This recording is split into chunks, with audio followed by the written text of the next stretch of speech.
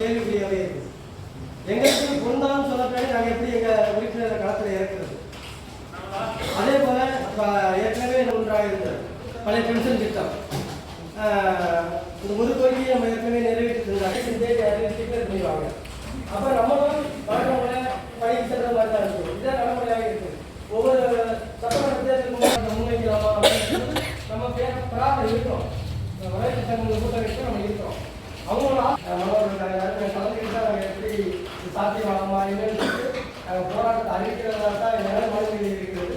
எங்கள் சங்கத்தில் முடியும் அப்படி தான் இருக்கிறது. 7ஆம் தேதி 6ஆம் தேதி அறிவிச்சதாக இல்லை நம்ம பெறாத கூட்டமைப்பு நம்ம முடிவு பண்ணலை. சட்டமன்றத்தில் எல்லாரும் சொல்லியிருக்கோம்.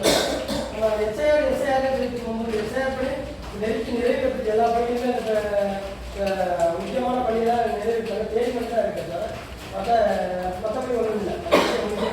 அவங்களுக்கெல்லாம் பொருந்தும் செய்து கடைசியில் சிறப்பு காலநிலையத்தில் பணியாளர்களுக்கும் ஊராட்சி செயலர்களுக்கும் அங்கன்வாடி உதவியாளர்களுக்கும் அறிவித்தாங்க தவிர கிராம உதவியாளருக்கும் ஒரு அறிவிக்கப்படலை. நம்ம பங்கேற்று ஓடிட்டு இருக்கிறோம். அப்படி நம்ம பொருந்துமா ஊழியர் மத்தியில் ஏன் போராடுறது? எல்லாரும் போராடுறாங்க. உறுப்பினருக்கு பயிற்சி முடியாமல் பண்ணாங்க. அப்படி இருக்க அந்த அரசு மத்தியில் நம்ம ஒட்டுமொத்த பொருள் கொடுத்தா கண்டிப்பாக நடைமுறைப்படுத்த முடியாத ஒன்று ஏற்கனவே அறிவித்தது. மறைந்த முதல்வர் அம்மா அவர்கள் ஒன்றே அறிவித்தாங்க. அது நடைமுறைப்படுத்தாமல் அவங்களும் நடைமுறைப்படுத்தாமல் போல சொல்லி போயிடுச்சு. பணிகளை புறக்கணித்து விட்டு சட்டசபை தொடங்கும் போது 7ஆம் தேதி அன்றைக்கு போராட்டத்தை காலவரையற்ற வேலைக்கு போராட்டத்தை நோக்கி செல்ல வேண்டும் என்கிற ஒரு கருத்து பிரதானப்படுத்தணும்.